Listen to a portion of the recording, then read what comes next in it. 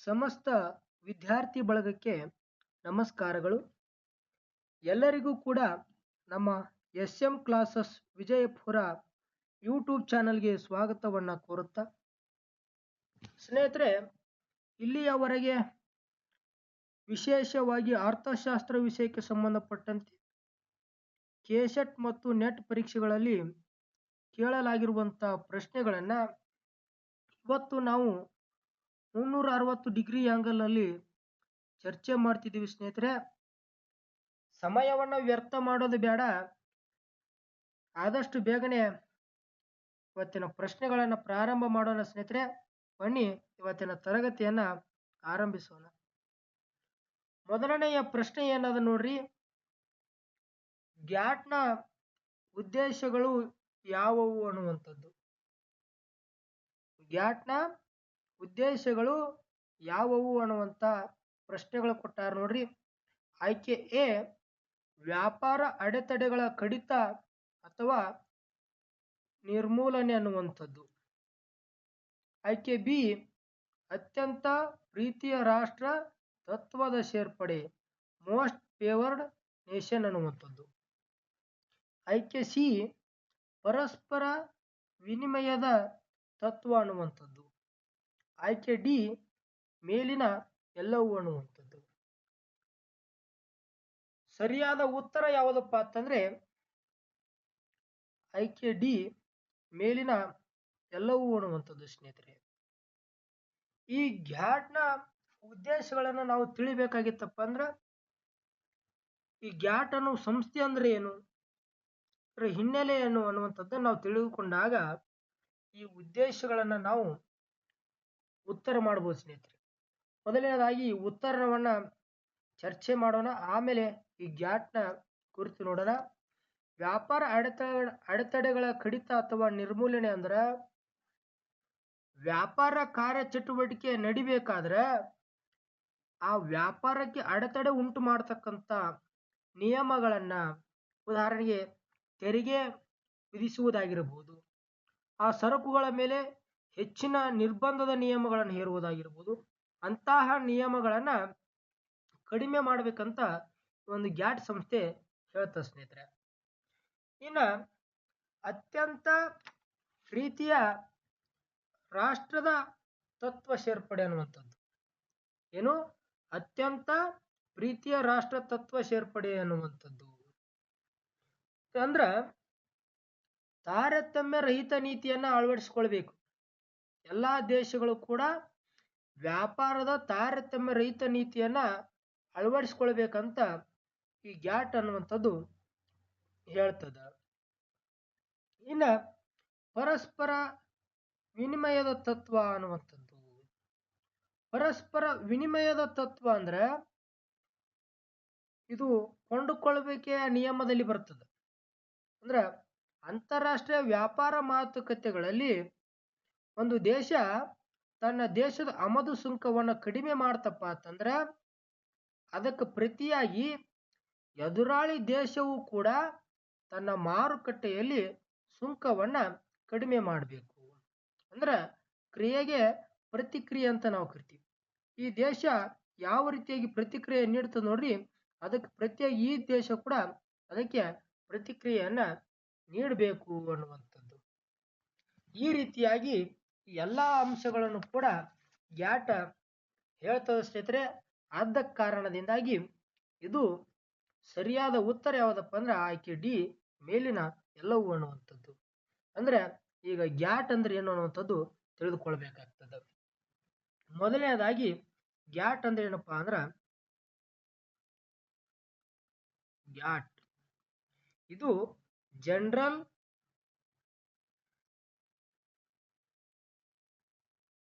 Agreement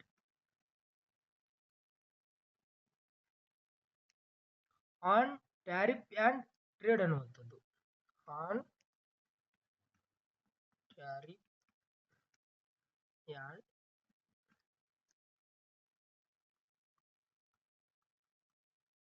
trade ಅನ್ನುವಂಥದ್ದು. ಅಂದ್ರ ಕನ್ನಡದೊಳಗೆ ಏನಪ್ಪಾ ಅಂದ್ರ ಸುಂಕಗಳು ಮತ್ತು ವ್ಯಾಪಾರದ ಮೇಲಿನ ಸಾಮಾನ್ಯ ಒಪ್ಪಂದ ಅಂತ ನಾವು ಕರಿತೀವಿ. ಏನು? ಸುಂಕಗಳು ಮತ್ತು ವ್ಯಾಪಾರದ ಮೇಲಿನ ಸಾಮಾನ್ಯ ಒಪ್ಪಂದ ಅಂತ ನಾವು ಕರಿತೀವಿ ಸ್ನೇಹಿತರೆ. ಇದು ಯಾವಾಗ ಸ್ಥಾಪನೆ ಆಯ್ತಪ್ಪ ಅಂದ್ರೆ ಅಕ್ಟೋಬರ್ 30, 1947ರಲ್ಲಿ ಈ ಒಂದು ಸಂಸ್ಥೆಯನ್ನ ಸ್ಥಾಪನೆ ಮಾಡಬೇಕು ಅಂತ ಏನ್ ಮಾಡ್ತಾರಪ್ಪ ಅಂದ್ರೆ ಜಿನೇವಾದಲ್ಲಿ 23 ದೇಶಗಳು ಸೇರಿ ಸಹಿಯನ್ನ ಹಾಕ್ತಾರೆ. ಒಂದು ಸಂಸ್ಥೆಯನ್ನ ಸ್ಥಾಪನೆ ಮಾಡಬೇಕು ಅಂತ ಅಕ್ಟೋಬರ್ 30, 1947ರಲ್ಲಿ ಜಿನೇವಾದಲ್ಲಿ ಎಲ್ಲ 23 ದೇಶಗಳು ಕೂಡಿ ಒಂದು ಸಹಿಯನ್ನ ಹಾಕ್ತಾವ. ಈ ಒಂದು ಸಹಿಯನ್ನ ಹಾಕಿದ ಫಲವಾಗಿ ಮುಂದೆ ಏನಾಗ್ತದಪ್ಪ ಅಂದ್ರೆ ಜಾನ್ವರಿ 1, 1948ರಲ್ಲಿ ಒಂದು ಗ್ಯಾಟ್ ಅನ್ನುವಂಥ ಸಂಸ್ಥೆ ಸಂಪೂರ್ಣವಾಗಿ ಅಸ್ತಿತ್ವಕ್ಕೆ ಬರ್ತದೆ ಸ್ನೇಹಿತರೆ. ಅಲ್ಲ, ಈ ರೀತಿಯಾದ ಸಂಸ್ಥೆಗಳನ್ನ ಜಾರಿಗೆ ಮಾಡಲಿಕ್ಕೆ ಕಾರಣಗಳೇನು, ಇದರ ಜರೂರತ್ ನಮ್ಗೆ ಏನಿತ್ತು ಅಂತ ಪ್ರಶ್ನೆ ಬರಬಹುದು.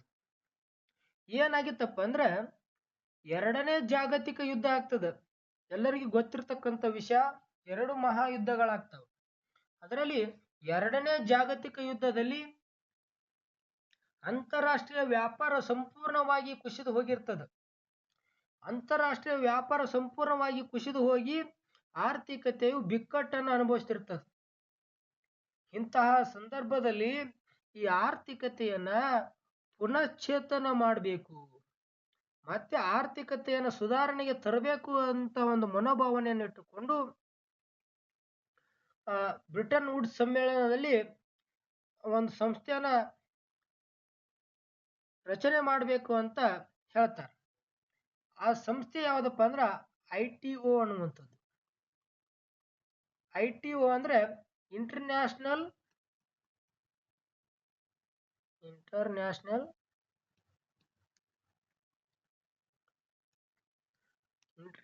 ಟ್ರೇಡ್ ಆರ್ಗನೈಜೇಷನ್ ಅನ್ನುವಂಥದ್ದು.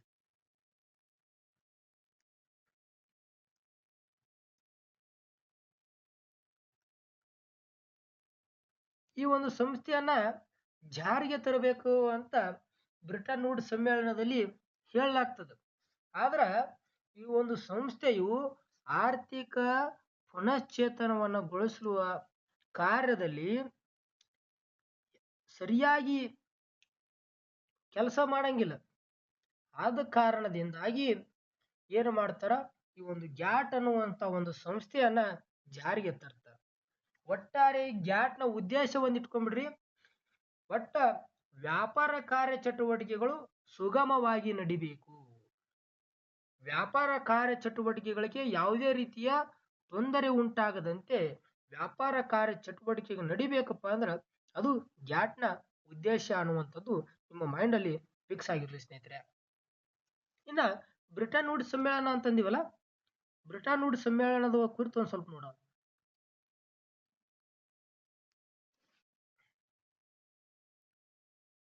ಬ್ರಿಟನ್ ವುಡ್ಸ್ ಸಮ್ಮೇಳನ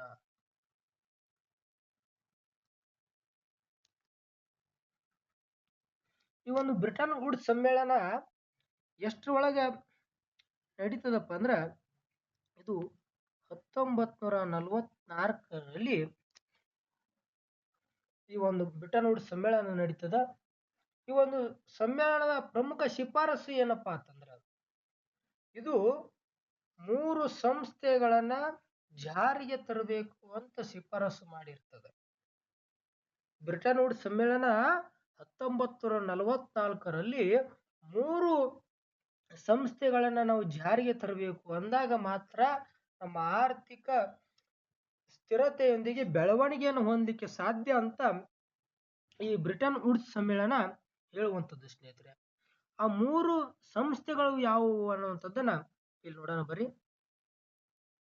ಮೊದಲನೇದಾಗಿ IMF ಅನ್ನುವಂಥದ್ದು. IMF ಅಂದ್ರೆ ಇಂಟರ್ನ್ಯಾಷನಲ್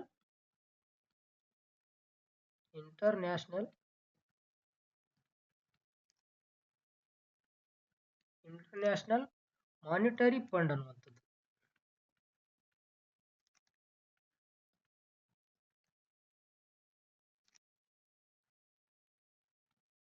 ಇಂಟರ್ನ್ಯಾಷನಲ್ ಮಾನಿಟರಿ ಫಂಡ್ ಅನ್ನುವಂಥದ್ದು ಅಂದ್ರೆ ಅಂತಾರಾಷ್ಟ್ರೀಯ ಹಣಕಾಸು ನಿಧಿ ಅಂತ ನಾವು ಕರಿತೀವಿ, IMF. ಇನ್ನು ಎರಡನೇ ಸಂಸ್ಥೆ ಯಾವುದಪ್ಪ ಅಂದ್ರೆ ವರ್ಲ್ಡ್ ಬ್ಯಾಂಕ್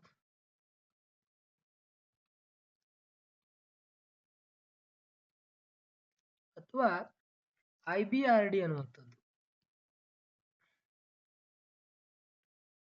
ಈ IBRD ಅಂದ್ರೆ ಏನಪ್ಪಾ ಅಂತಂದ್ರೆ, IBRD ಅಂದ್ರೆ ಇಂಟರ್ನ್ಯಾಷನಲ್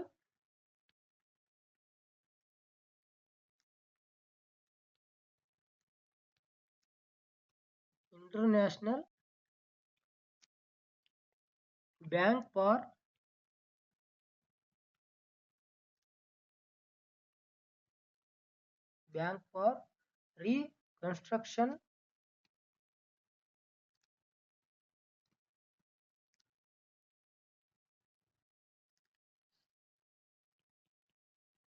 ರೀಕನ್ಸ್ಟ್ರಕ್ಷನ್ ಆ್ಯಂಡ್ ಡೆವಲಪ್ಮೆಂಟ್ ಅನ್ನುವಂಥದ್ದು.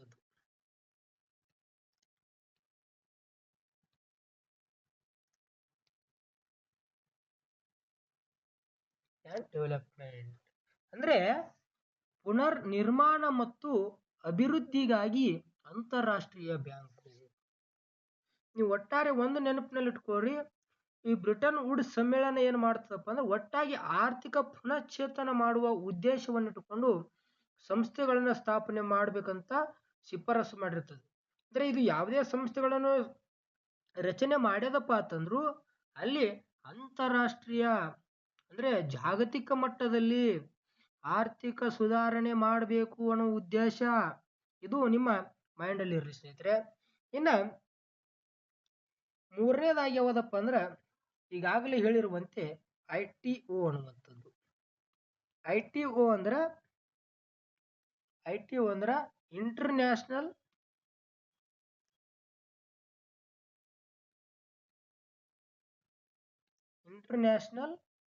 Trade organisation.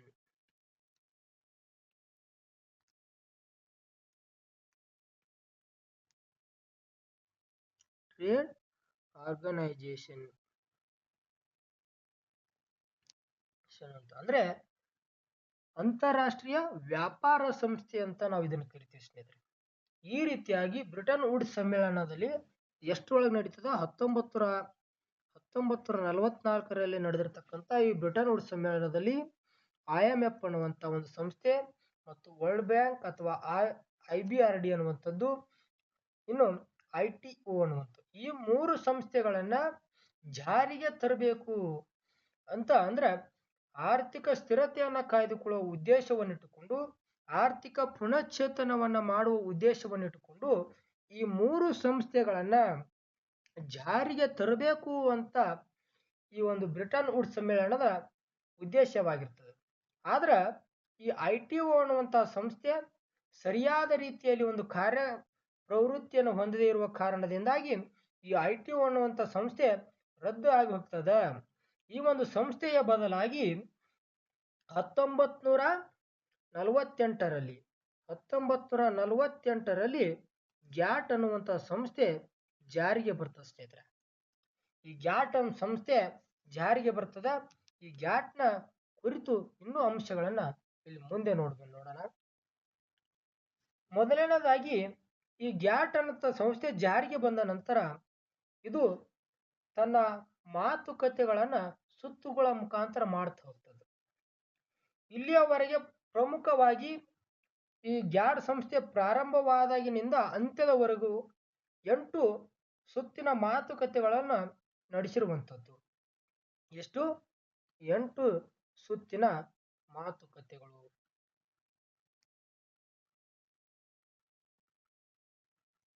ಎಂಟು ಸುತ್ತಿನ ಮಾತುಕತೆಗಳನ್ನ ಈ ಒಂದು ಗ್ಯಾಟ್ ಸಂಸ್ಥೆಯು ನಡೆಸಿರುವಂಥದ್ದು. ಅದರಲ್ಲಿ ಅತ್ಯಂತ ಮತ್ತು ಅತಿ ಬಹುಮುಖ್ಯವಾಗಿರ್ತಕ್ಕಂಥ ಪ್ರಮುಖ 3 ಸುತ್ತುಗಳನ್ನ ನಾವು ನೋಡ್ಬೇಕಾಗ್ತದೆ. ಒಂದನೇದಾಗಿ ಕೆನಡಿ ಸುತ್ತು ಅನ್ನುವಂಥದ್ದು. ಕೆನಡಿ ಸುತ್ತು ಇದು 1964ರಿಂದ 67ರವರೆಗೆ ನಡೀತದೆ ಸ್ನೇಹಿತರೆ. ಈ ಒಂದು ಕೆನಡಿ ಸುತ್ತಿನಲ್ಲಿ ಯಾವ ರೀತಿಯಾದ ಮಾತುಕತೆಗಳು ನಡೀತಾವಪ್ಪ ಅಂದ್ರೆ, ಸುಂಕವನ್ನ ಕಡಿಮೆ ಮಾಡಬೇಕು, ಆ ಸುಂಕವನ್ನ ಕಡಿಮೆ ಮಾಡಬೇಕು ಅನ್ನುವಂಥ ಮಾತುಕತೆಗಳು ಇಲ್ಲಿ ನಡೀತಾವೆ. ಅಂದ್ರೆ ಸುಂಕ ಕಡಿತ ಅಂತ ಕರಿತೀವಿ.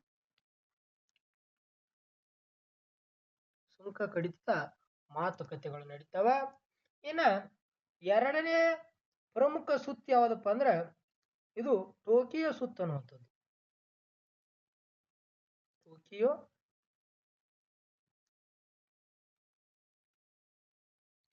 ಸುತ್ತು ಅನ್ನುವಂಥದ್ದು.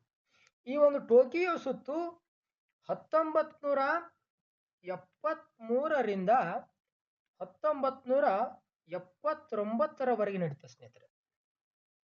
ಈ ಒಂದು ಸುತ್ತಿನಲ್ಲಿ ಯಾವ ಅಂಶದ ಕುರಿತು ಮಾತುಕತೆಗಳು ನಡೀತಾವಪ್ಪ ಅಂದ್ರ ಸುಂಕೇತರ ಅಡೆತಡೆಗಳ ಮೇಲಿನ ಮಾತುಕತೆಗಳು ನಡೀತಾವೆ. ಅಂದ್ರೆ ಸುಂಕೇತರ ಅಡೆತಡೆ ಅನ್ನುವಂಥದ್ದು.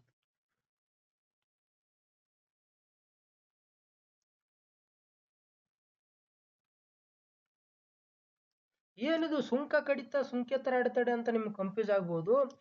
ಸುಂಕ ಅಂದ್ರೆ ನಮ್ಮ ಸರಕು ಸೇವೆಗಳ ಮೇಲೆ ಸಾಮಾನ್ಯವಾಗಿ ವಿಧಿಸ್ತಕ್ಕಂಥ ತೆರಿಗೆಗಳನ್ನ ನಾವು ಸುಂಕ ತೆರಿಗೆ ಅಂತ ಕರಿತೀವಿ. ಅಂತ ತೆರಿಗೆಗಳನ್ನ ಕಡಿಮೆ ಮಾಡುವ ಮುಖಾಂತರ ವ್ಯಾಪಾರವನ್ನ ಉತ್ತೇಜನ ಮಾಡುವುದು ಕೆನಡಿ ಸುತ್ತಿನ ಮಾತುಕತೆ ಆಗಿರ್ತದೆ. ಇನ್ನ ಸುಂಕೇತರ ಅಡೆತಡೆ ಅಂದ್ರೆ ಏನಪ್ಪಾ ಅಂತಂದ್ರೆ ಸುಂಕಗಳ ಬದಲಾವಣೆ ಮಾಡದೆ, ಸುಂಕಗಳಲ್ಲಿ ಯಾವುದೇ ರೀತಿಯ ಬದಲಾವಣೆಯನ್ನ ಮಾಡದೆ ವ್ಯಾಪಾರ ನಿಯಮಗಳಲ್ಲಿನ ಬದಲಾವಣೆಗಳ ಮುಖಾಂತರ ವ್ಯಾಪಾರವನ್ನು ತಡೆಯುವ ಒಂದು ಸ್ಥಿತಿ ಅಂತ ಕರಿತೀವಿ. ಅಂದ್ರೆ ಇವಾಗ ಉದಾಹರಣೆಗೆ ನಮ್ಮ ಭಾರತ ದೇಶ ಚೀನಾ ದೇಶದಿಂದ ಯಥೇಚ್ಛವಾಗಿ ಸರಕುಗಳನ್ನು ಆಮದು ಮಾಡ್ಕೊಳ್ತದ ಅಂತ ಅನ್ಕೋರಿ. ಇದರಿಂದ ಏನಾಗ್ತದ, ಆ ಚೀನಾದ ಆರ್ಥಿಕತೆ ಉನ್ನತ ಮಟ್ಟಕ್ಕೆ ಹೋಗ್ತದೆ. ನಮ್ಮ ಭಾರತ ದೇಶದಲ್ಲಿ ಉತ್ಪಾದನಾ ಮಟ್ಟನೇ ಕಡಿಮೆಯಾಗಿ ಹೋಗ್ತದೆ. ಯಾಕಂದ್ರೆ ಪ್ರತಿಯೊಂದು ಸರಕುಗಳನ್ನು ಕೂಡ ನಾವು ಚೀನಾದಿಂದ ಆಮದು ಮಾಡಿಕೊಳ್ತಿರುವುದರಿಂದ ನಮ್ಮ ಭಾರತ ದೇಶದ ಸರಕುಗಳಿಗೆ ಬೆಲೆನೇ ಇರಂಗಿಲ್ಲ.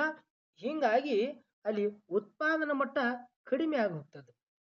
ಆದ್ದರಿಂದ ನಮ್ಮ ಭಾರತ ದೇಶ ಏನು ಮಾಡ್ತದಪ್ಪ ಅಂದ್ರೆ ನಾವು ಅವರ ಮೇಲೆ ಹೆಚ್ಚಿನ ತೆರಿಗೆ ವಿಧಿಸಿದೆವಪ್ಪ ಅಂದ್ರೆ ಅವರು ಕೂಡ ನಮ್ಗೆ ಹೆಚ್ಚಿನ ತೆರಿಗೆಯನ್ನು ವಿಧಿಸ್ತಾರೆ.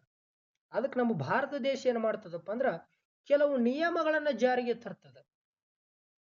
ಚೀನಾ ಸರಕುಗಳನ್ನ ನಮ್ಮ ಭಾರತ ದೇಶದಲ್ಲಿ ಮಾರಾಟ ಮಾಡಬೇಕಾಗಿತ್ತಪ್ಪ ಅಂದ್ರೆ ಅದು ನಮ್ಮ ಭಾರತ ದೇಶ ಹಾಕಿರ್ತಕ್ಕಂಥ ಕಟ್ಟುನಿಟ್ಟಾದ ನಿಯಮಗಳನ್ನ ಪಾಲಿಸಲೇಬೇಕು. ಅಂದಾಗ ಮಾತ್ರ ಆ ಸರಕು ನಮ್ಮ ದೇಶದಲ್ಲಿ ಮಾರಾಟವಾಗಲಿಕ್ಕೆ ಸಾಧ್ಯವಾಗ್ತದೆ. ಈ ರೀತಿಯಾಗಿ ವ್ಯಾಪಾರವನ್ನ ನಿಯಮಗಳ ಮುಖಾಂತರ ತಡೆಗಟ್ಟತಕ್ಕಂಥ ಒಂದು ಸ್ಥಿತಿಯನ್ನ ಕಡಿಮೆ ಮಾಡಬೇಕು ಅಂತ ಈ ಒಂದು ಟೋಕಿಯೋ ಸುತ್ತು ಹೇಳ್ತದೆ ಸ್ನೇಹಿತರೆ. ಇನ್ನ ಮೂರನೇ ಸುತ್ತ ಅಂದ್ರೆ ಮೂರನೇ ಪ್ರಮುಖ ಸುತ್ತು ಯಾವುದಪ್ಪ ಅಂದ್ರ ಉರುಗ್ವೆ ಸುತ್ತು ಅನ್ನುವಂಥದ್ದು. ಉರುಗ್ವೆ ಸುತ್ತು. ಈ ಒಂದು ಸುತ್ತು 1986ರಿಂದ 94ರವರೆಗೆ ನಡೆದಿರುವಂಥದ್ದು. ಇದು ಅತಿ ದೀರ್ಘ ಮತ್ತು ಅತ್ಯಂತ ಪ್ರಮುಖವಾಗಿರ್ತಕ್ಕಂಥ ಸುತ್ತು ಸ್ನೇಹಿತರೆ. ಅಂದ್ರ ಈ ಸುತ್ತು ಈ ಒಂದು ಗ್ಯಾಡ್ ಸಂಸ್ಥೆಯ ಕೊನೆ ಸುತ್ತು ಎಂದು ನಾವು ಹೇಳ್ಬೋದು. ಕೊನೆಯ ಸುತ್ತಾಗ್ತದೆ. ಯಾಕಪ್ಪ ಅಂದ್ರ ಈ ಒಂದು ಉರುಗ್ವೆ ಸುತ್ತಿನ ಮಾತುಕತೆಯ ಫಲವಾಗಿಯೇ ಒಂದು ಗ್ಯಾಡ್ ಸಂಸ್ಥೆಯು ಕೊನೆಗೊಂಡು WTO ಸ್ಥಾಪನೆ ಆಗ್ತದೆ. ಆದ್ದರಿಂದ ಈ ಉರುಗ್ವೆ ಸುತ್ತು ಅತ್ಯಂತ ಪ್ರಮುಖವಾಗಿರ್ತಕ್ಕಂಥ ಸುತ್ತು. ಈ WTO ಸಂಸ್ಥೆಯನ್ನು ಯಾಕೆ ಸ್ಥಾಪನೆ ಮಾಡಿದ್ರು, ಈ ಗ್ಯಾಡ್ ಸಂಸ್ಥೆಯವನ್ನ ಯಾಕೆ ರದ್ದು ಮಾಡಿದ್ರು ಅನ್ನುವಂಥದ್ದನ್ನು ತಿಳಿದುಕೊಳ್ಬೇಕಪ್ಪ ಅಂದ್ರೆ ಈ ಮುಂದಿನ ಅಂಶಗಳನ್ನ ಗಮನಿಸಬೇಕಾಗ್ತದೆ. ಈ ಗ್ಯಾಡ್ ಸಂಸ್ಥೆ ಅನ್ನುವಂಥದ್ದು ಇದು ಕೇವಲ ಒಪ್ಪಂದ ಆಗಿತ್ತೆ ಹೊರತು ಯಾವುದೇ ರೀತಿಯ ಕಾನೂನಾತ್ಮಕ ಸಂಸ್ಥೆ ಆಗಿರಲಿಲ್ಲ. ಇದು ಕೇವಲ ಸರಕುಗಳ ವ್ಯಾಪಾರಕ್ಕೆ ಮಾತ್ರ ಸೀಮಿತವಾಗಿರ್ತಕ್ಕಂಥ ಒಂದು ಸಂಸ್ಥೆ ಆಗಿತ್ತು ಸ್ನೇಹಿತರೆ. ಆದ ಕಾರಣದಿಂದಾಗಿ ಇದರಲ್ಲಿರುವ ದೋಷಗಳನ್ನು ಸರಿಪಡಿಸುವ ಉದ್ದೇಶವನ್ನು ಇಟ್ಟುಕೊಂಡು ಒಂದು ಜಾನ್ವರಿ 1995ರಂದು ಈ WTO ಅನ್ನುವಂಥ ಸಂಸ್ಥೆಯನ್ನ ಜಾರಿಗೆ ತರ್ತಾರೆ. ಅಂದ್ರೆ ಈ ಗ್ಯಾಟ್ನು ಕೂಡ ಅಷ್ಟೊಂದು ಪರಿಪೂರ್ಣವಾಗಿ ಆರ್ಥಿಕ ಕಾರ್ಯಚಟುವಟಿಕೆಗಳನ್ನ ಅಷ್ಟೊಂದು ಪರಿಪೂರ್ಣವಾಗಿ ಉತ್ತೇಜಿಸುವಲ್ಲಿ ವಿಫಲವಾಗ್ತದೆ. ಆದ ಕಾರಣದಿಂದಾಗಿ ಈ ಗ್ಯಾಟ್ನ ಕೊನೆಯ ಸುತ್ತಾಗಿರ್ತಕ್ಕಂಥ ಉರುಗ್ವೆ ಸುತ್ತಿನ ಫಲವಾಗಿ ಜನವರಿ 1, 1995ರಂದು ಈ WTO ಸಂಸ್ಥೆಯನ್ನ ಜಾರಿಗೆ ತರ್ತಾರ. WTO ಅಂದ್ರೆ ಏನಪ್ಪಾ ಅಂದ್ರ ವರ್ಲ್ಡ್ ಟ್ರೇಡ್ ಆರ್ಗನೈಜೇಷನ್ ಅನ್ನುವಂಥದ್ದು. Trade organisation, world trade organisation ಅನ್ನುವಂಥದ್ದು ಸ್ನೇಹಿತರೆ. ಈ ರೀತಿಯಾಗಿ ಒಂದು ಗ್ಯಾಟ್ ಸಂಸ್ಥೆಯು ಜನವರಿ 1, 1948ರಲ್ಲಿ ಸ್ಥಾಪನೆಯಾಗಿ ಮುಂದೆ ಜನವರಿ 1, 1995ರ ಮಟ್ಟಿಗೆ ರದ್ದಾಗಿ ಹೋಗ್ತದೆ ಸ್ನೇಹಿತರೆ. ಈ ರೀತಿಯಾಗಿ ಗ್ಯಾಟ್ ಸಂಸ್ಥೆಯನ್ನು ಕುರಿತು ಸಂಪೂರ್ಣ ಮಾಹಿತಿ ನಿಮಗೆ ಸಿಕ್ಕಾದ ಅಂತ ನಾನು ಭಾವಿಸ್ತೀನಿ. ಬನ್ನಿ ಮುಂದಿನ ಪ್ರಶ್ನೆಗೆ ಹೋಗೋಣ.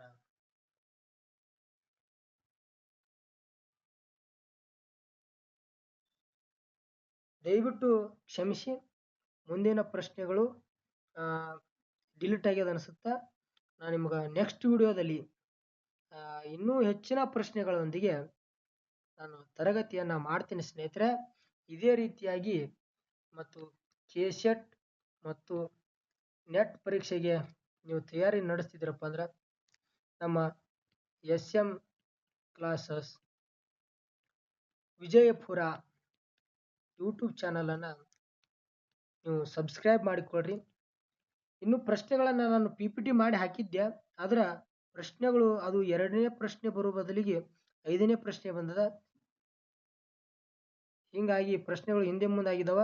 ನಾನು ಸರಿಯಾದ ಕ್ರಮದೊಂದಿಗೆ ಮುಂದಿನ ತರಗತಿಯನ್ನು ಮಾಡ್ತೀನಿ ಸ್ನೇಹಿತರೆ. ಇವತ್ತಿನ ತರಗತಿಯನ್ನು ಇಲ್ಲಿಗೆ ಮುಕ್ತಾಯಗೊಳಿಸೋಣ.